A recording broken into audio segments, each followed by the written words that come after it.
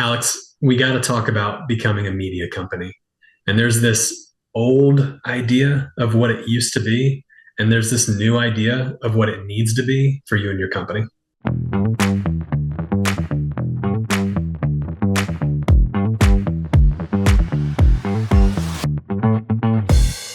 We have a really exciting announcement for all of our viewers and listeners out there. The new book, Endless Customers by Marcus Sheridan and the team here at Impact, comes out in April of 2025, which is really exciting. But you know what's more exciting? You can go right now, today, to endlesscustomers.com and pre-order your copy. And if you do so, there's all sorts of great bonus content that you're going to get that you wouldn't normally get if you don't pre-order. So again, go to endlesscustomers.com and pre-order your copy today so you can learn how to earn trust and win more business in the age of AI. Welcome back to Endless Customers. I'm your host, Alex Winter, and today we are joined by a coach and trainer here at Impact, Brian Casey. Welcome back to the show. Hey, Alex. How are you, my friend? Good. Became a new dad, so trying to navigate what that looks like. But outside of that, business as usual. That's awesome. Congratulations on becoming a dad. And welcome back to the show. It's been a minute. We, you've been off on paternity leave, but we're really pumped to have you back. We have a great conversation today. Definitely a hot topic, especially with Endless Customers coming out very soon. We're talking about why it's so important for businesses to have this media company mentality and why they want to become a media company and what that means. So can we kick things off by just defining what that actually is and why, we talked about it in the Ask You Answer. It's certainly prominent in the new book. Why is becoming a media company so important these days? Yeah, I mean, it comes back to some fundamental truths. Ultimately, people are doing more research than they ever have. People are less willing and less likely to talk to a salesperson. And so if these two things are fundamentally true in a business buying mentality, we need to find a way to show up when they're doing that type of research. Right. And it's easy for anybody to say, I'm a roofing company, or, we do IT services. At the end of the day, the companies that are going to be found when people are doing research have taken a different mindset. And it's that media company mindset. Mm-hmm. We are a media company that produces written content and video, and we have a very educational website, and we're a media company that happens to install roofing or do IT services, but we are going to be the media conglomerate, the trusted name and voice within our scope, within our domain. That makes sense. And being the trusted voice is the ultimate goal. That's what we're trying to achieve. That's the best way to not only build trust, but also to disrupt your industry, as we've seen time and time again. And it doesn't really matter if it's B2B or B2C or what industry you're in. But I also think sometimes too, there's a fear around when you say media company. That's a big word. It's like, oh my gosh, I have to build a whole nother company within my company. What do you get when you hear or you say this to clients or potential customers? What's their reaction when you first say that? Yeah, I think what you said is pretty spot on. People think they have to change how they functionally operate as a business. Right. And there are some key players that you're going to add to your company, but ultimately it's more of a mindset shift, right? Everybody has the opportunity to help contribute to being a media company. If I'm in sales, I'm going to have good conversations with prospects that people outside of my position might not have visibility to. Maybe my contribution to a media company is relaying those questions to our content producing team and allowing them to prioritize content based on that. But I do think people get scared when they hear media company, right? Because you think a media company, you think like the classic news station that has people that are dedicated to being production assistants, and right. It's not that. The foundational structure of your business is not changing. From a mindset standpoint, you have to own the fact that you need to be found when people are doing research before they buy a product or service that's like yours.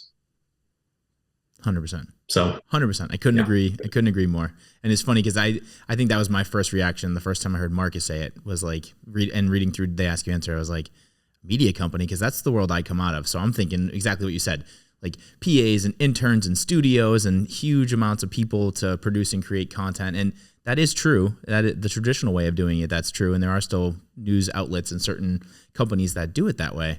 But what we're talking about is much more focused around content. And so you had said Yeah. something earlier about how video is a big piece of that. And I'd love to, like, maybe we can break down the different pieces and start with video, because we're, video first here. But why is video content so important, and why is having like an in-house videographer critical for building trust and for growing that groundswell that you need as a company?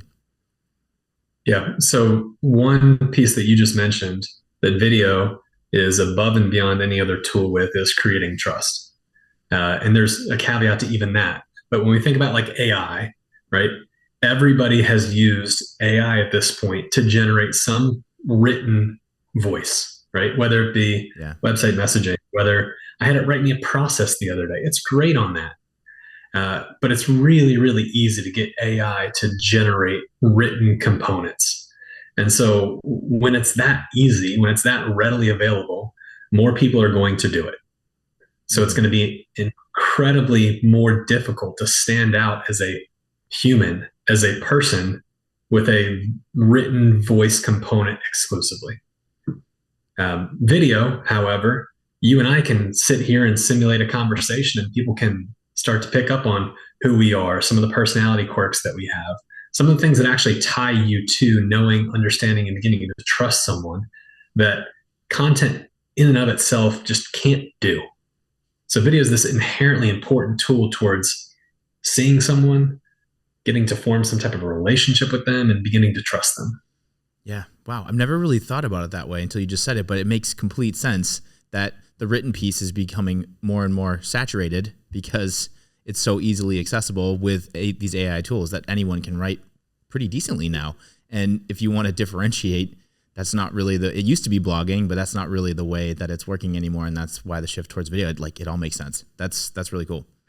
Yeah. And I know there are some video tools coming out. We use video tools here that are AI centric, but I still think that it's not quite at a place where this level of content is. Like, this is very genuine. This is real. You can tell we're talking. I still feel like some of the avatars, even though they're incredible, you can still tell, like, they blink weird, and there's certain little nuanced thsu that you're like, oh, this is still a computer. This isn't a real human being yet. So we're not quite there yet. That is where the opportunity lies with video. So for a lot of our audience, we really specialize here at Impact in the home services industry and arena, ranging from pool companies to roofing companies to like everything in between, B2B and B2C. But what does that mean for them? Like, what does that actually mean, becoming a media company? Because I feel like a lot of these companies creating media is not really what they do and what they specialize in. So how do they become specialists in something that maybe is a little foreign to them? Yeah, let's use a roofing company as an example. Everybody that works for a roofing company that's in the field has either a phone, iPad, or both on them. Mm-hmm. Let's say that you are on a roof and you've identified some damage, and that's going to lead to you recommending them to replace their roof. Replacement's a lot more expensive than a repair. What better medium than having your phone or an iPad out that you can take a quick video and say, hey, this is the issue that I'm finding. Here's how you can validate it yourself. And this is why I'm making the recommendation that I have. Mm-hmm. That's a simple mechanism that doesn't have to ever live on YouTube or your website. That's a simple way that you can communicate to a customer in like a company can or something like that, where you can become this media company. I went up on the roof, I made a video first, right? Or you come back and maybe let's say that you're not like out in the field, but you know that people are seeking out problems with their roof. Media company mindset would say, hey, let's get some articles done. Let's create some videos that might have some production value attached to them, to make sure that when people are searching for this thing that they likely have to do once or twice in their life, it's not like people are out here buying roofs for fun. No, definitely not. Right? Yeah, it's a big purchase. It's usually a 30-year commitment. Yeah. It's like this unique buying process. People have a lot of hesitation and doubt to be able to pull the trigger on something that's pretty expensive. And so you have to be able to find them when they're at this state of paralysis, when they don't know what to do. Oftentimes roofing issues are pretty time sensitive too. Yeah. And so need to be able to be found when people have the problem, and your way of being found is this media company mindset. Yeah. No, it's a really good point. I feel like too, if I had an issue with my roof, knock on wood that I don't, but if I did, if the contractor that came to inspect or to survey and take a look at it came back down off the roof with photos on his phone and was like, hey, look, you have this happening and this happening, and I can see it. It's gonna make me want to fix it rather than him just telling me. And if I don't know and I don't see it, I'm like, oh, is it really that bad? Maybe he's exaggerating. It removes all those fears, worries, doubts, concerns that I think I would have as a buyer. It's funny that you mentioned it too, because I'm having one of my cars worked on right now, and the mechanics are starting to do this at the shop that I bring the car to, and they're underneath sending me like, oh, hey, you got rust on your oil pan and you have this, and it's like, it's so refreshing because I felt like mechanics in the past, they can tell you one thing and like there's a little bit of like a knowledge gap there that now it's like I can see it and I can tell that they're being upfront with me and honest, and there's no gaps. It's just it's a really interesting way of building trust and showing people exactly what you need to do. So how does this 100%. So how does this apply, right? You got me thinking, how does this apply to people in certain industries that think that like, oh, video isn't going to work for us. Like, oh, we can't do that. Or maybe there's like in a medical field and it's HIPAA laws or like this and that. And like, oh, there's all these constraints as to why we cannot do video. What do you say in situations like that? Yeah. In 95% of situations, that is us just feeling uncomfortable with doing something. I have yet to run into a situation, even a HIPAA compliant situation. Like, it's not like you're going to be putting someone's personal medical data in a video, which is where you would run into a compliance issue. Right. But ultimately, it's just uncomfortable, right? Like, I know for me, starting an Impact, I was super uncomfortable being on camera, and Same. It's a level of discomfort that we have, and Marcus says this all the time. But like, we cannot let our personal opinions influence business decisions. Yeah, and the business decision is, and there's plenty of stats that back up, people want to consume video content. People convert more often on your website when there's a video on pages. Yeah. So if this is what the market is telling us, the question we have to ask ourselves is like, are we going to adapt, or are we going to be left behind? And video, AI, both of those two things are things that people have been resistant to. And you need to get on board or you're going to be left behind. Yeah, I totally agree. It definitely feels like the .com, like everyone needs to have a website, and people were like, I'm still going to send stuff through the U.S. Postal Service. And it's like, no, if you didn't get on board with that, you got left in the dust. It's like the Blockbusters or a million other stories that we could relate to it. So what happens when you have someone trying to balance, like, let's say they're bought into video, but they also do written content? How do you find a balance of like video and written, and when do you choose to stay in like certain lanes, or like what's the correct mix? I'm sure it's different for every company, but like, how do you navigate some of those conversations to find the right sweet spot? Yeah. So I'll give you like a broad answer, and then I'll give you like kind of a geeky answer. Okay, cool. Broad answer is most content's going to translate pretty well if it's something that someone is searching or asking or is curious about. That content could exist in written form, and it could exist in video format, because YouTube and Google are the biggest two search engines. So ultimately, any question that people are asking, they might want to consume a video, they might want to read an article. Why not have both for those situations? There are certain types of videos that don't have a direct one-to-one counterpart with an article. For instance, if you're on a landing page, or if I'm on your contact us or request a consultation page, we might have a video there that explains to you what happens after you fill out the form, or what we do with your information, that really just aligns expectations. We're not going to have an article, here's what happens after you fill out that form. Right. So I am actually of the mindset that almost every article could be a video, and there's videos that don't have a direct article counterpart. Okay. Now, that's the broad answer. The geeky answer is this concept of search intent. So if you take the thing that someone is asking or searching and you put it into Google, and the first thing that you see is a video, there's a video carousel at the top, you'd be really dumb not to create a video. Totally.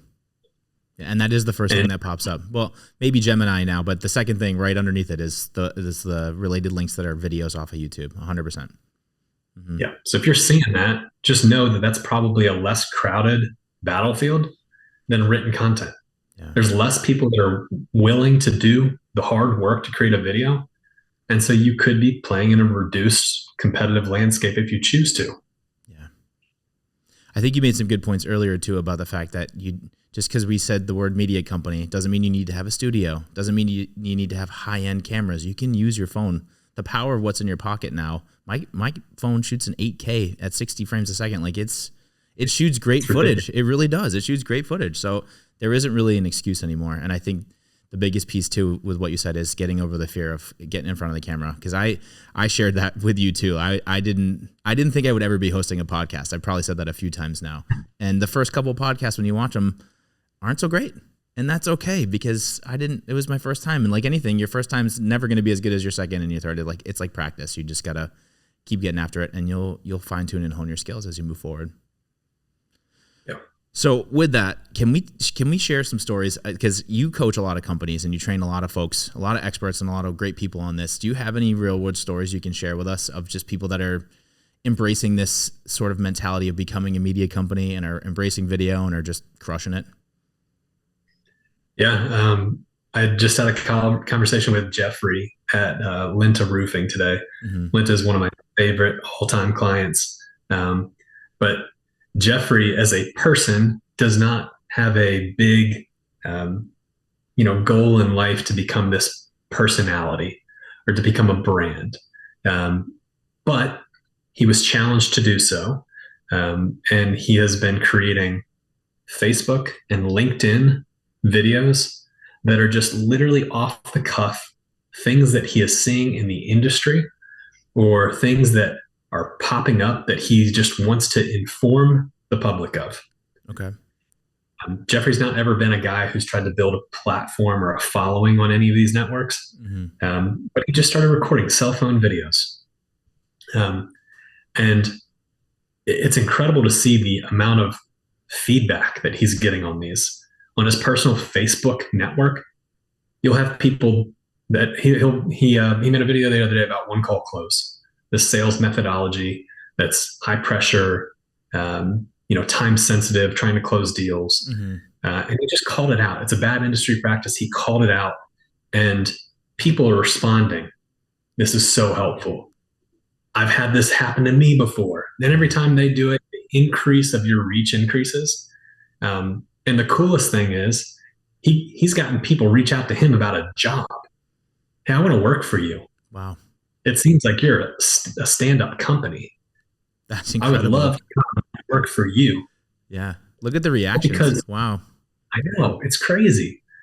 And there's other like business related like avenues that I can't talk about yet because they haven't come to fruition, but okay. Big ROI with video that was shot on his cell phone. And the latest one is up on their YouTube on their shorts. And all their videographer had to do was take it, add an opus, do some captioning, and take a cell phone video. And that's got as much engagement as the last short that was produced on site. Wow. Do you find, and I have to ask you this, it's fascinating what you're saying. I think that's awesome and good for them. Do you find that the more produced videos are getting less traction than they used to compared to these like cell phone videos that are way more relatable and way more real? I think shorts, definitely.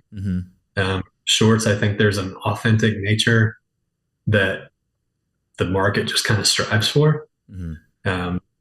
Long form, I haven't seen it as much. I think produced for long form, when you're answering a question and you're attacking it from multiple angles, I think some production value is always appreciated there. But again, it depends on your industry. Yeah. Right? Like if you're a roofing company, if you're a foundation repair company, I don't think there's a ton of expectations that you're going to have this professional outfit that is world-class that could produce video content for CNN. Right. Right. Yeah. No, it's true. I think too, for me, it's really funny how the psychology is shifting and it's happening in real time, but it used to be, even something as simple as going on Amazon because I want to buy, insert whatever product it is, right? You look at the product stills and you flip through the photos and they always look great. They're lit nice, they're professional photos. But I used to look at those and think that that was great. And I've stopped looking at those, and I scroll down and I go straight to the reviews and I look at the user submitted photos so that I can see them in someone's living room or on someone's desk or whatever the case is. And that has become my like deciding factor, which totally plays into the big five and what the big five is all about. It's really just interesting. And I think to your point, that's how you build trust. And I think to the overproduced stuff, you pick and choose. I totally agree. But when you're doing short content, and to go back to your roofing client, when you don't overthink it and you just call out things that everyone's thinking or talking about or that like people aren't saying, but it's right in front of your face, it's usually the simplest things that if you just address them, it's amazing what ends up happening. Yeah. Very cool. Any other examples? Any other clients that are maybe doing a nice mix of written and video or that are really embracing the media company mentality? Yeah, I mean, I think everybody that we work with to some capacity is super leaning into this media company mindset. Shasta is another one of my like favorite all-time clients. It's incredible because they haven't really had someone that's been dedicated to video. They've had someone that's dedicated to video, but they haven't had anybody dedicated to written content as their primary job title. Mm-hmm. We can even look at articles that have been AI assisted, that have been done in like a part-time fashion that have $61,000 attached to it. Wow. In terms of attributed revenue. That's great. Yeah. So like, and pool companies are such a boon for video, right? It's such a visual medium. There's such an emotional component to the purchase. Yeah. This is doing some really good things with video and really starting to hit the stride with written content as well. Excellent. You just sparked another thing. I'm just going off the cuff here. What's it like when you're working with like a Shasta or you're working with a company and they're embracing this mentality and they're starting to shoot videos with their phone and they're maybe doing it themselves? Where do they get to a point where it's like we should hire a dedicated person? And like where do you start to bridge that gap in making that decision to allocate a full-time person to a role like that? Yeah, I think the historical answer, if you were to go back like 5 years into a they ask you answer like coaching and training environment, Mm-hmm. would be you get written content up and running, you start to get some return on that investment, and the return on that helps give you confidence that a videographer is a good second hire. Shasta hired the videographer first, and that was our recommendation: is that you hire the videographer first. Nice. And with them, they're a pool company. Like I mentioned, there's an emotional component to the purchase. They have a visually stunning product. If you were to try to explain the difference between filtration systems in written text versus showing it in a video, it's much more easily understood in video. 100%. Yeah.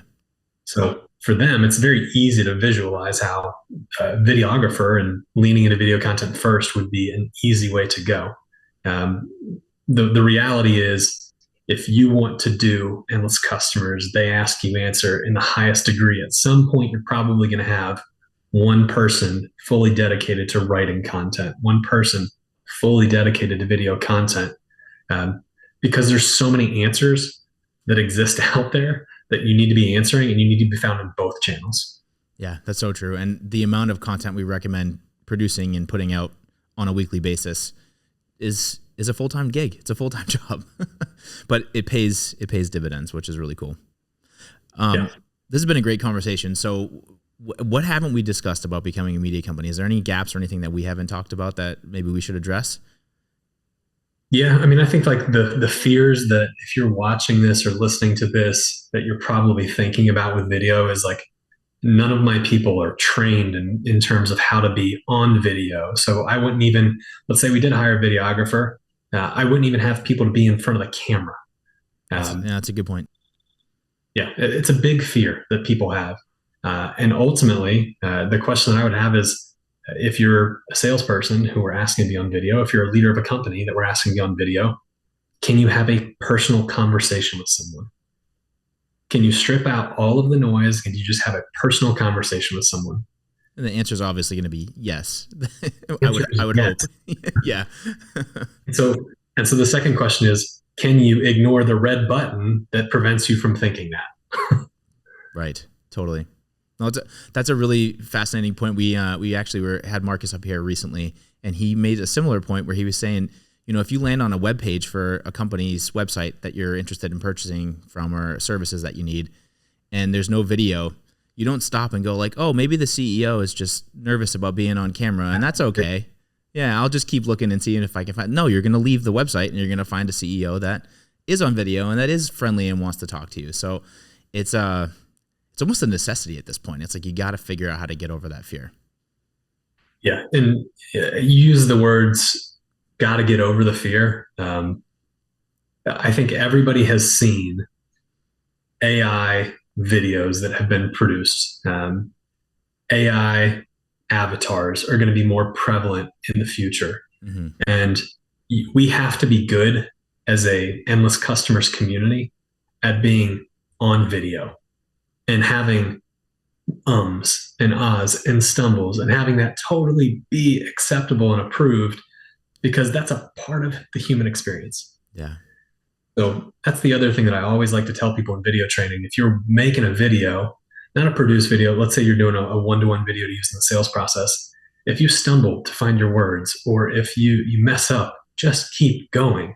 Oftentimes, when you're sending personalized videos in the sales process and you send the one that's got some ums or ahs or stutters, those are the ones that get watched the entire way. Those are the people that actually take action versus the ones where you're scripting and overly scripted to the point where it seems robotic. Yeah, overly polished, right? It's the don't stop rule. It's you just keep going and it's okay. And I think you made a really great point there too with AI and the way that it's shaping content now. Those human pieces are going to differentiate the real stuff from the generated stuff. So that's really fascinating. Very cool. All right, favorite part of the show. What's the one thing? People out there listening, watching, what if you had one sentence, one thing you could say to them to get them excited or bought into this media company mentality, what would you tell them? Yeah, I mean, the reality is the market has shifted. It's not shifting, it has shifted to the point where people do not want to talk to you. People don't want to talk to salespeople. Facts. The way that we need to react is not to try to continue to force feed our sales process. It is to try to be known and found when they're seeking information, when they're asking questions, so that they have the confidence to reach out to a salesperson. Mic drop. That's it right there. Well said. Well, Brian, thank you for sharing some stories and for all your insights. We love having you on the show. You're welcome here anytime, my friend. Thanks. All right. For everybody out there watching and listening, you better start your media company. Let's get going. What are you waiting for? We'll catch you on the next episode. I'm your host, Alex Winter. This is Endless Customers.